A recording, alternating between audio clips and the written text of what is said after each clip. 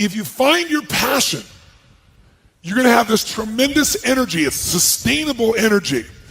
But momentum requires you always do the next thing to keep the momentum going.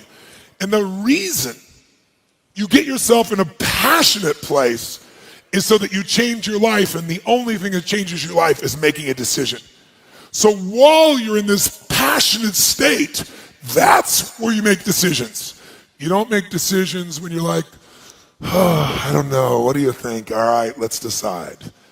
If you make a decision in a state without momentum, if you make a decision from a place where there's no passion, you are not going to get momentum. It'll kill momentum. It's decide, commit, and resolve. Some of you, in the past, you've gotten momentum, you've gotten passionate, you've even made a decision, but a decision is the first step. Decision is like a war. I got to do this or that. All right, I'm going to make myself do this. But commitment is when you now, after you've decided, you commit to do this for the long term. Whether it's hard or easy, doesn't matter. You're doing this. It takes it from this moment and it carries it into the future even when things are difficult. And the third state is resolve. Resolve means it's done. It's like, it doesn't even if you took action, it's done inside you, so it's done out there. There's no question whatsoever. Then once you decide, the only way the commitment and the energy and the momentum continues is if you take immediate, massive what, my friends? Massive what? Write down in your notes, massive action is the cure-all. Massive action is the cure-all. If you're having a difficult time with something, your relationship isn't where you want it to be, your finances are not where you want to be, your body's not where you want to be, your business is not where you want to be, you need to take massive action. And if that doesn't work, try something else. If that doesn't work, try something else. Keep going with massive action and you will find the way, because it will give you momentum. If you want to grow a business, I can teach you 1 million strategies that will change you overnight. And if I get you to use a strategy and grow your business 30% like that, you are going to get so excited that your story about your business will change, won't it?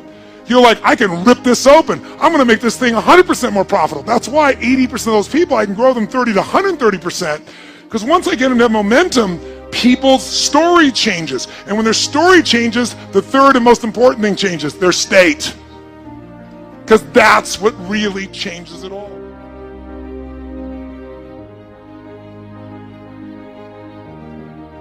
The ultimate question I'm always asking is, how do I help people to break through? The question is, what are you breaking through to? In essence, all of us at some level to feel alive have to always feel like we're growing. When people ask me, what does it take to be happy? I always tell them one word, progress. Progress equals happiness. Even if you're not where you want to be yet, if you're on the road, if you're improving, if you're making progress, you're going to love it.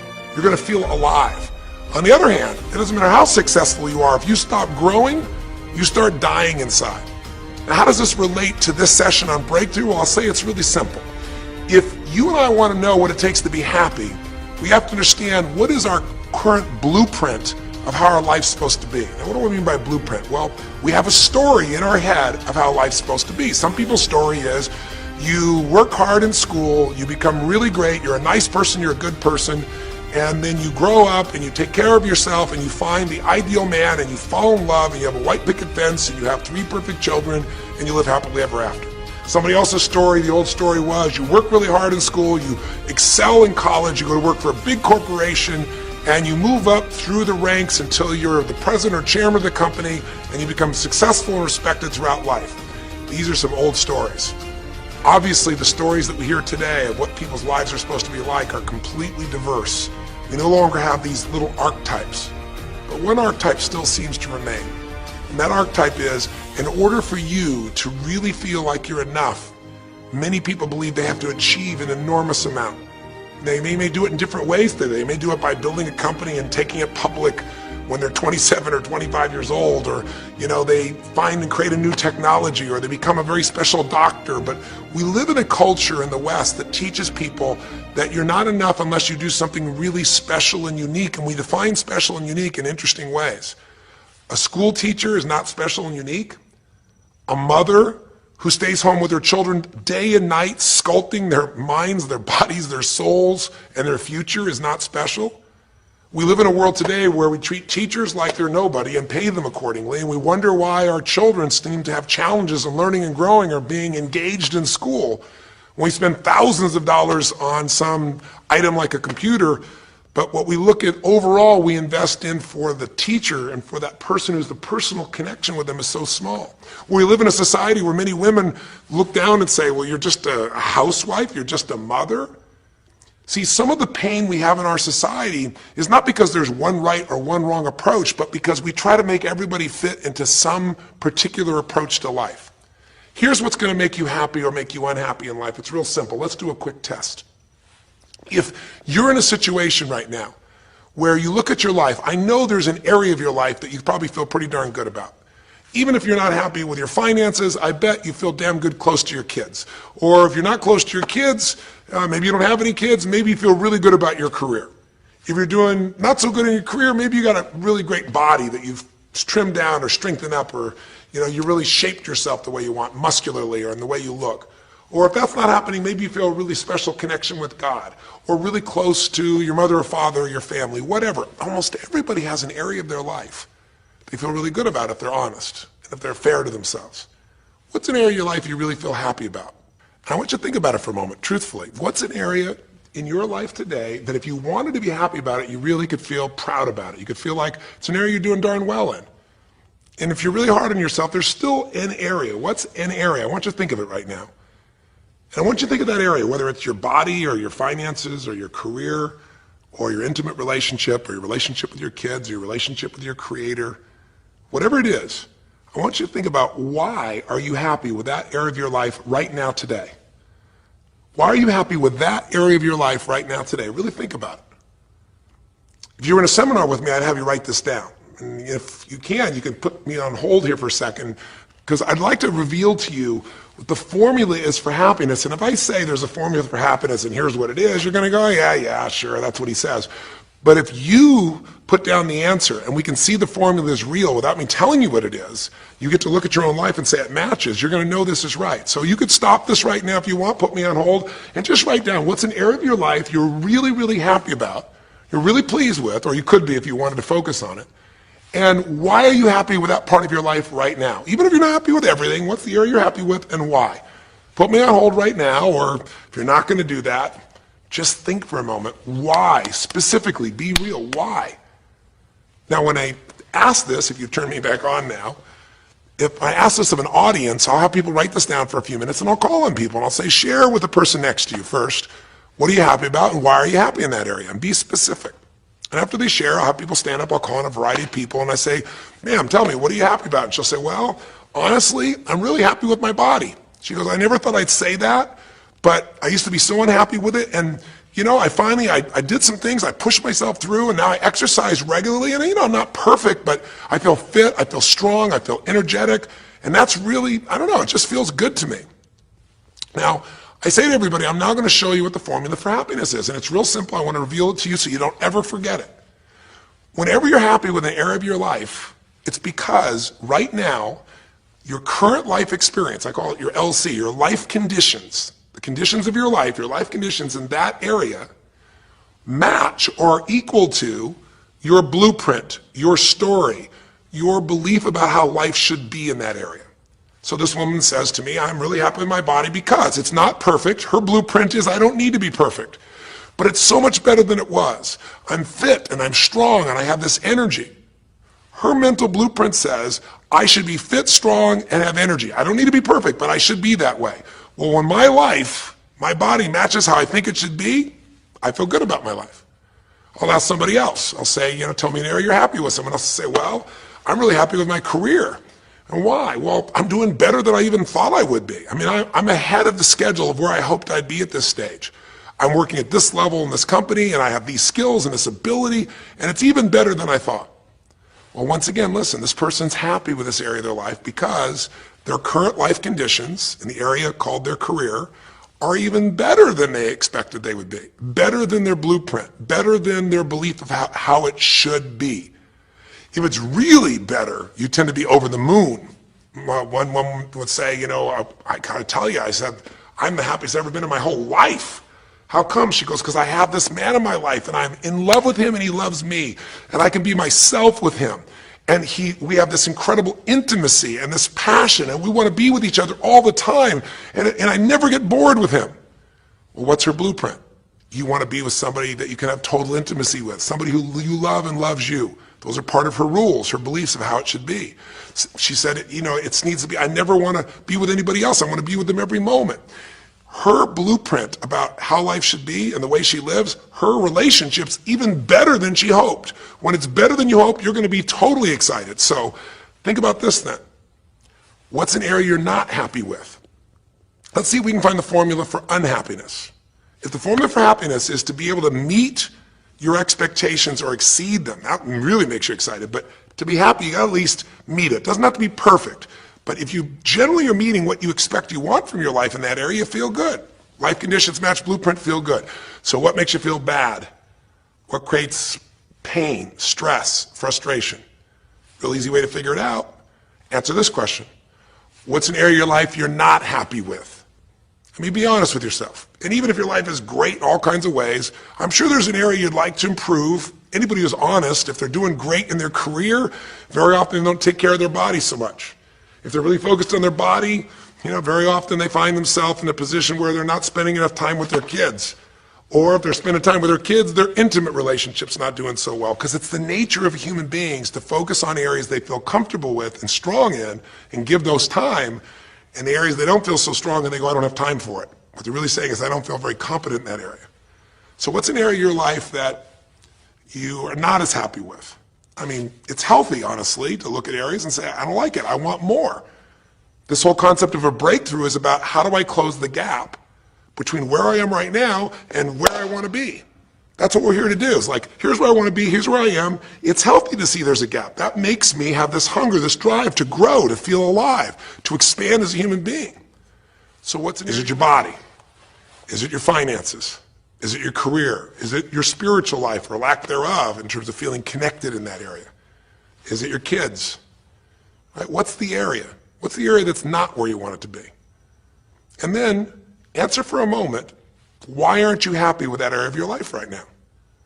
Why specifically today are you not happy with that area of your life at this stage of your time of your life? Again, you can stop this and write it down. Might be useful for you.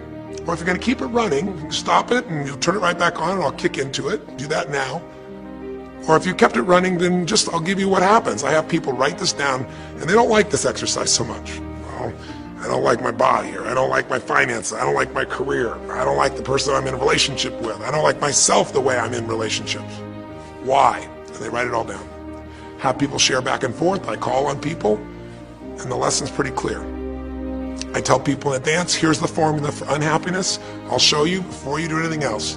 When your life conditions, the way you're living your life today, does not match, it doesn't equal your blueprint, your story of how it's supposed to be, then you're going to have disappointment, frustration, or pain. If your life is way different than the way you think it's supposed to be, you can have enormous pain. If it's a little different, you might feel stressed. Make sense? So people stand up and I say, tell me, what's the area you're not happy with? The person says, well, I'm really not happy with my finances. And I go, why? And they say, because I'm doing worse now than I was 5 years ago. I made mistakes in the market, and at this stage of my life, I should have this much money, and I don't have it, and I don't know how to change it, and it's making me crazy. And why are they crazy? You say, well, because they don't have their economic needs met. No, you can not have your economic needs met, and you can still be okay. But when you have an idea, this is what my need is, and I did the wrong thing, my life doesn't match how I'm supposed to be, that's when people get a little crazy. See, think about it. If You grew up taking care of folding your own clothes, making your own meals, going to the store, doing the grocery shopping, cleaning the bedroom, cleaning the house, vacuuming, taking out the trash, and you did that your whole life. Then if you have to do that later on, you don't feel like you have economic pain because you don't have a maid. But if you grew up in an environment where everything was done for you and you never have to work, and now suddenly you have to work incredibly hard to just pay enough money to pay your bills, and all of a sudden food is building up and the house is dirty and your clothes aren't folded and nothing matches, you might find yourself really angry and frustrated because you have a different story about how life's supposed to be than how it is. Someone else will say, well, I'll tell you why, because I'm in a situation now where, I'm 30 pounds heavier than I should be. Should be is the key word. There are people in all cultures who love being big. There are people that will walk around and someone else might think they're massively overweight, but they'll go, I own this, honey, and they really, truly, they match their blueprint. Big is beautiful, because their idea is big is beautiful. I'm big, that's beautiful, matches my blueprint. Rock and roll, I'm happy as can be. Somebody else can look like a twig and be stressed out saying, I hate my body, because their blueprint says I should be the skinniest thing on earth and I'm not skinny enough. Am I making sense? When your life conditions don't match your blueprint, you're going to have pain. But here's when you suffer. When I ask people, who here has been through the dark night of the soul? Who's been here in a situation where you feel like life isn't worth living, or we feel like a pain that just will never go away? And a lot of people write down those experiences, like Joaquin. So you'll begin to understand what the issue is I'm talking about here. Joaquin, if you recall, was in a situation where this man felt like there was no reason to live. He couldn't work, he couldn't do anything, his life was worthless. Why did he think that? Because he had a blueprint. And his blueprint said, I need to be an NBA basketball player, at least a professional basketball player. I need to be able to make money and have this great lifestyle, because that's what makes me worthwhile as a human being. That's what makes my family respect me. My mother, my uncles, my aunts. I'm the successful one in the family, and I make the money. I support everybody. He's a good man. He didn't come just to be successful. He took care of his mother, his family. He tried to be an inspiration for people. Joaquin Hawkins is a man who was always going out on his free time and training kids and showing them the pathway to freedom, how they could play basketball and get free like he did and get out of the inner city. So this man was not a selfish man, but he knew this is the way to be worthwhile. This is the way to be able to give to people. This is the way to take care of your family. And all of a sudden, one night, what happened? That way was taken from him. He has a stroke. And in the middle of the night, his life conditions make it impossible to be who he has to be, or he feels like he's worthless. You get it? We have an identity. We have a story of how we're supposed to be. And if life somehow gets in the way of that story, we feel pain. But if we feel we have no control, that's when we go into suffering.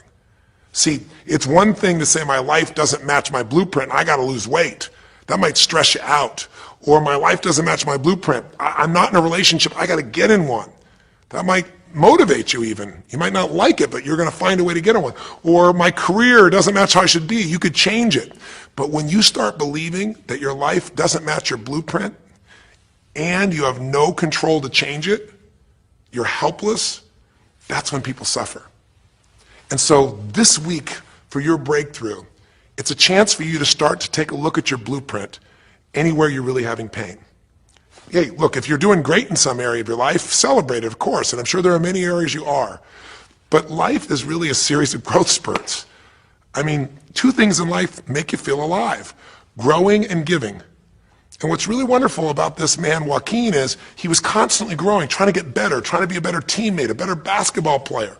Think about it. When he didn't make the teams and he didn't make the NBA, he didn't give up. He worked even harder. The guy was always striving to become something. And he became it, and he achieved it, and then life took it from him. Isn't that the common denominator with so many of the people in the stories of this 6-part series that you saw, these 6 specials? I mean, Frank and Kristen had a blueprint of what life was supposed to be about. We're supposed to get married and have children, and we're going to have our own business. And all of a sudden, life doesn't match the blueprint. And suddenly, there's depression. Because in their case, they said there's nothing we could do. But they were wrong. They were wrong because they discovered, and Frank discovered, I can make a difference in my wife. The chair, even though I didn't create this and didn't ask for it, this chair does not define me. I can become more than I was before. I can have the impact with my wife. I can have children. We had to change his blueprint because we couldn't change all the conditions of his life. Does that make sense? I couldn't get him to physically walk again. Maybe someday he will, but we can't count on that. What we got to count on is that he can be fulfilled by seeing he isn't helpless. And I did that through a series of experiences that violated what he thought he couldn't do. The same thing was true with almost every one of the people we worked with at some level. And in Joaquin's example, it was also true. Joaquin said, well, I can't ever have this quality of life again because I'm not a professional basketball player. And he was locked into that mindset, and all of us get locked at times. But to his credit, to a system of steps, we were able to break him out of that. We were able to get him to see that he isn't helpless. Because here's your choice. Watch this now. If you're suffering, if you're in pain, your life doesn't match how you think it should be, and you think you're helpless to change it, now you have only three choices. Choice one, blame something. And that's what Joaquin did, if you recall. He blamed his coach, he blamed what happened to him, and of course these things were outside his control. But he blamed his coach. And a big part of the healing, if you watch this session, was bringing his coach in and getting him to see, hey, you know what, all that anger, all that resentment inside of you, Joaquin, A, it's not based on the truth, and B, like Nelson Mandela said, having resentment in your soul is like drinking poison and hoping that your enemy will die. It doesn't work that way. And when Joaquin was able to break out, his breakthrough was a change in perception, to realize this coach wasn't stopping me. I just felt like I lost everything, and so I don't know how to change it, so I'm looking for something to be mad about, someone to blame, so I don't have to blame myself, or I don't have to feel so helpless. Because when you're angry, you don't feel so helpless. You feel strong for the moment, even though it's a fake strength. When he was able to make that breakthrough, he could stop blaming. Because these are your three choices. When life doesn't match how you think it should be, blame something. An event, someone else, or yourself. As we talked about earlier in this series, blame games just destroy you. There's no progress when you blame. For the moment you feel okay, but nothing changes. What are your real choices? You only have two choices in life. If life doesn't match your blueprint, you either have to change your life. That is, you got to say, you know what, my body isn't there, I'm going to go work out. My relationship isn't there, I'm going to change it. I'm not making what I got to make, I'm going to retool, I'm going to get a new skill, I'm going to go back to school, I'm going to start a business, I'm going to do something. You have to do something to change your life. Or, in order for you to be happy, if you can't change your life, you're going to have to change your blueprint. Usually in life, it requires a little bit of each. Does that make sense? And if you change your life and change your blueprint, you can have an extraordinary life. And what you witnessed this man do was once he let go of his anger and his denial, once he started to look at things, he began to find by spending time with his family that he was worthwhile being loved whether he played basketball or not. Of course, professional basketball was no longer a part of it. And we got to get Joaquin to shift that. And Joaquin is a metaphor for all of us. Because all of us are going to have times in our life when what we want or think life should be like isn't going to match how life really is. Those moments, if we blame, our life goes into pain. If we change, we can change our life and match our blueprint. But we have to also know when it's not within our control. And that's how we're able to make a shift and change what our story is for our life, what our expectations are, not by lowering them, but by changing what that model really is. I hope this makes sense to you. I'll give you a great example. Years ago, I do a lot of work with business people, celebrities, people of all kinds of walks of life. And I was dealing with a group of people, and they knew a very, very powerful celebrity. And to give that person privacy, I won't tell you too many details, so you can't figure out exactly who it is, but it would be a person who was very successful as a woman, who was extremely attractive by cultural standards, a woman who's had a lot of dear friends, a lot of deep respect, so great skill, great ability, extremely talented, quite attractive, quite wealthy in financial terms, and lots of great friends. This would be, for most people's idea, the ultimate blueprint. If your life matches that description, you must have an incredible life. But ironically, this particular individual, as famous as they were, was depressed all the time. They had seemingly everything, and yet the person was depressed. How do you get depressed when you're smart, and you're strong, and you're beautiful, and you got great friends, and you're rich, and you're famous? Well, it's real simple. People said, I don't know what it is. Everyone's tried to help her. She's been through counseling. She's got all these different drugs. Nothing's working. She's taking antidepressants and she's still depressed, which is not uncommon, by the way.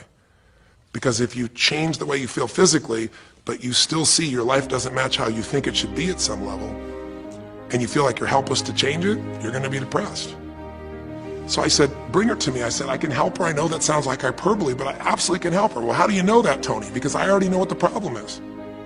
I know if someone's depressed, it's because they feel helpless because their life doesn't match how they think it should be.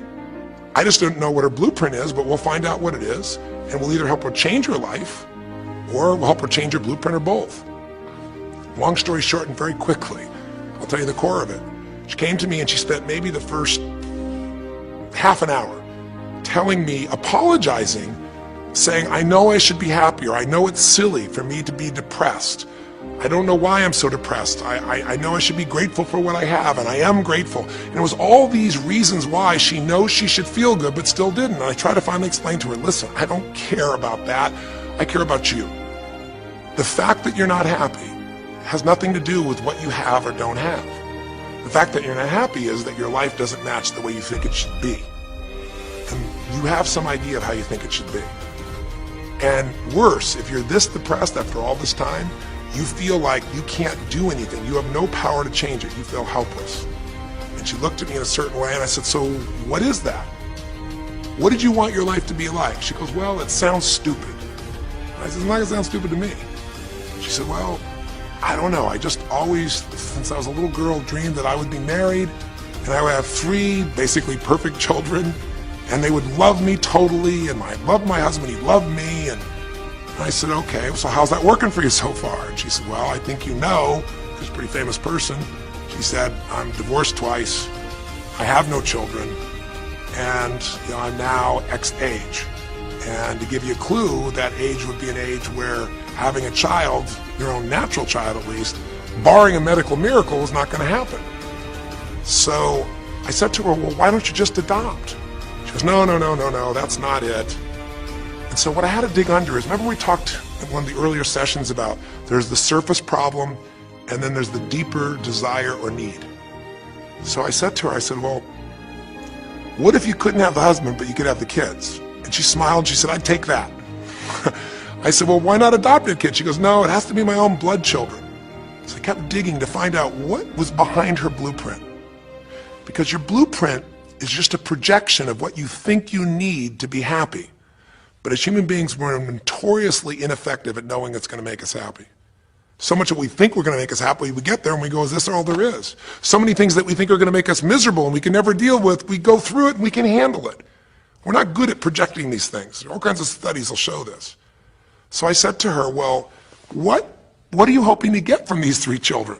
Why do they have to be your blood children? And she finally said, well, if they're my blood children, I know they'll always love me. They'll never leave me. What was she looking for?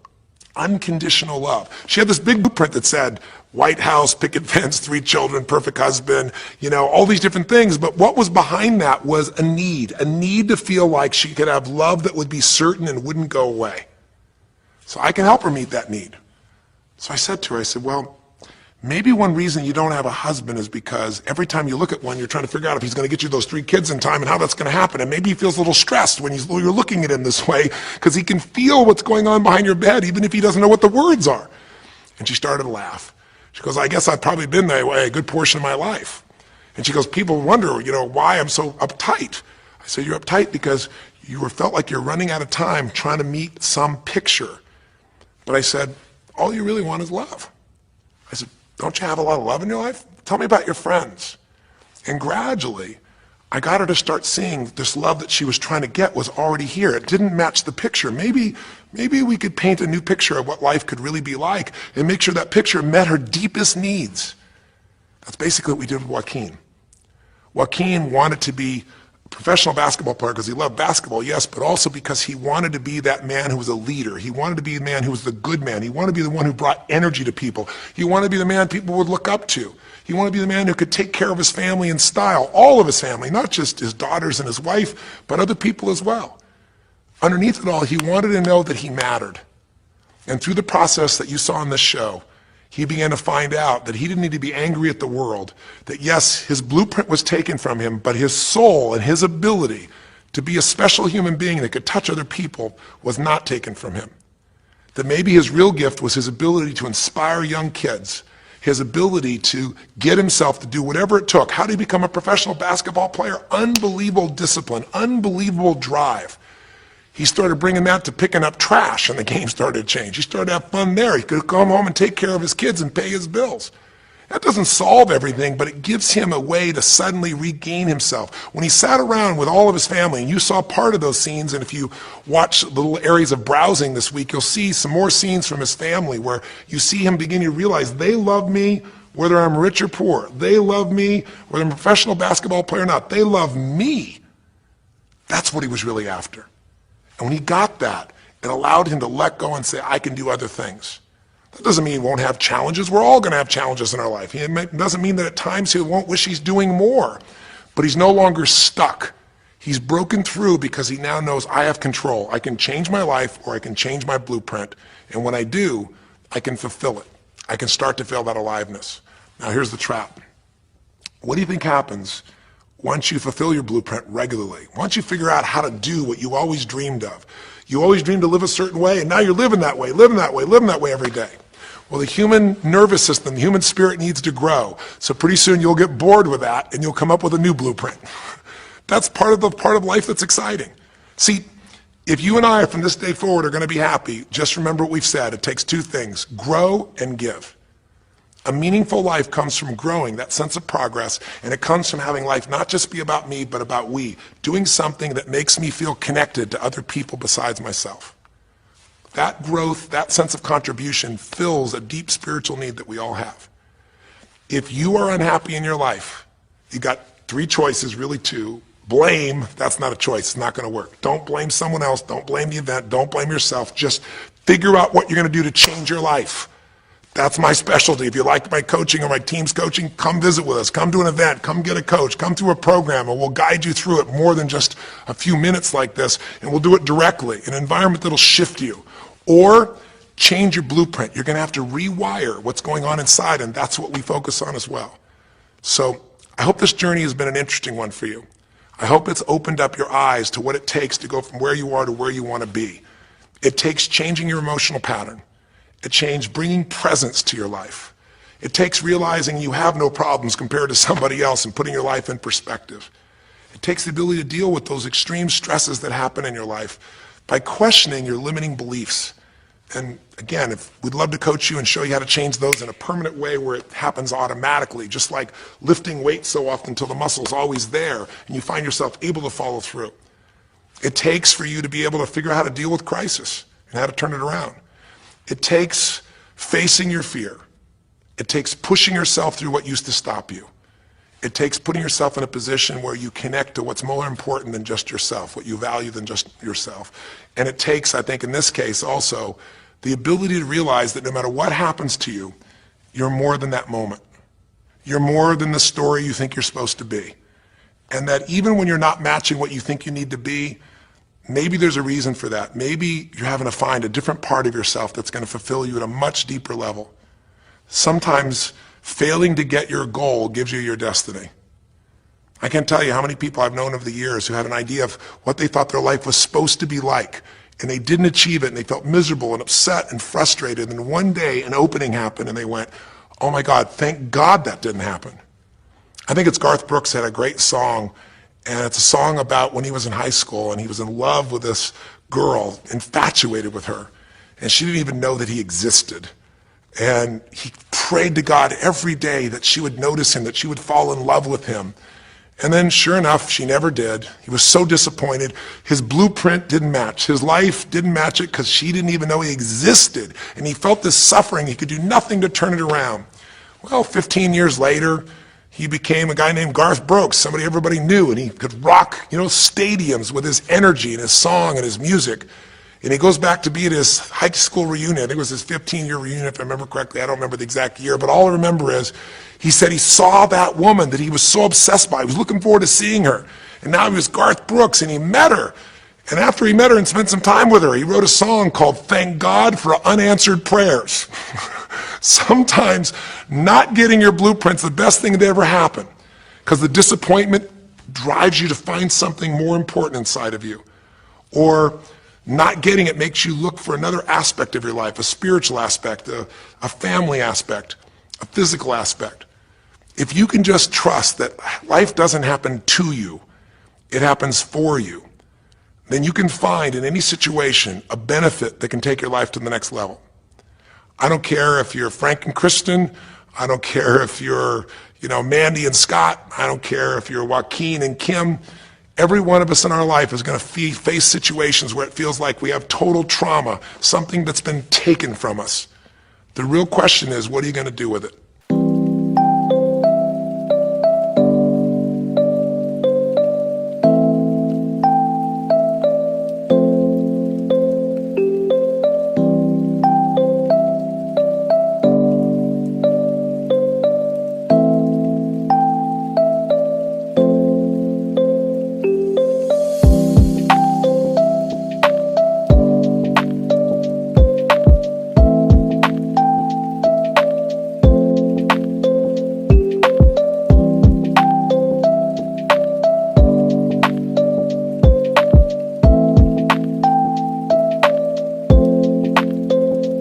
Some people just live in their story of what they don't have, and they have the right to do that.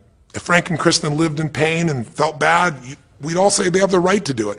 It's the difference between what you have the right to do and what you deserve to give yourself and others. We have the ability to transcend whatever happens to us.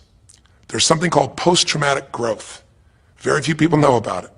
Two people go through the same stress, one's destroyed, the other grows. What's the difference? The people that grow will not give up. They don't have any excuses. They find the way to break through whatever it takes. And when they do, three things happen. Number one, they realize who they really are and what they're capable of. They realize they're so much stronger than they thought they were. And number two, they deepen all their relationships. You want to know who really cares about you, who you love and who loves you? Go through some tragedy. Go through some hard times. All your Facebook friends go away. Your real friends, your real family shows up for you, and you show up for them. And it deepens your relationships. And the third thing happens, if you can push yourself through and break through whatever challenges life gives you, is each time you have a breakthrough, you get stronger. And it almost like builds a psychological immunity in you, where suddenly, all of a sudden, it's like stuff happens, you know stuff's gonna happen, and you're not scared of it anymore. Because after you've been through a stroke, after you've been through, losing the use of some of your body or senses, after you lose a family member and you break through to that, you get to the other side, it's like, give me your best shot, life. It's almost like there's this psychological immunity that says, I'm ready for whatever life will give me. I don't want challenges, but if they're here, I know I can handle them. That strength of spirit is what creates a sense of freedom and joy in life. And that strength of spirit basically comes from living a life where you are constantly and never-ending flinging away to improve yourself and to help others. That's my mission, and if we can serve you again in the future, I hope you'll check us out. There's 3 ways you can continue to participate with us. You can come to an event, come have an experience with us live at a weekend at our Unleash the Power Within or our Date with Destinies. I think you'll find it's very different than just sitting here talking to you quietly, sitting in front of your computer screen. It's a rock and roll environment. It's like going to the ballpark and having one person sitting there talking to you versus being in the ballpark or the rock and roll concert, with 50,000. There's an energy and a power that comes from it. Second is there's immersion. Here we talk for an hour, there's distractions and emails. There it's total focus, and we go for immersion where literally what we did here over 6 weeks, a few little conversations, all that happens over and over again, multiple times a day, and you get that shift. So come to an event or call up and get a coach. We have people that you can work with and have a free coaching session and make sure it's really valuable for you. But these are people that can check in with you to help make sure you break through, you make the changes you want to make in your career or your finances or your body or your emotions or whatever area matters to you. And finally, lastly, and probably most importantly, every day you got to feed your mind. Because every day most of us are turning on, some form of news. It shows up in our pocket, in our Blackberries or iPods or our iPhones, I should say. It shows up on your computer constantly. It chases us, and it rarely does a good idea interrupt you. Really what you have to do is pursue the ideas, pursue the experiences that are going to change your life. And we have a way to do it called net time, no extra time. A way where you can keep feeding your mind the stuff that really matters with some products or services. So if you're interested in any of those things, be sure to click on your interest of an event or interest in having a free coaching session, or maybe try one of our audio programs, because the other challenge here is with video, you got to sit here potentially and watch me, but with audio, you can do it while you're working out, you can do it while you're cleaning the house, you can do it while you're driving in the car, while you're getting to work. We'd love to continue serving you in any way we can. I know I've gone long in this session, but I really want you to think about, how can I give my life the way I want it to be? The way I do it is I figure out what my blueprint is and I update it for what life is. I change my life, match my blueprint, and suddenly my life feels full and alive. Thank you for the time that we spent together here. I've really enjoyed our time, and I hope that this breakthrough series reminds you to never settle for less than you can be. Never settle for less than you can give or you can share. Live strong, live with passion, and God bless.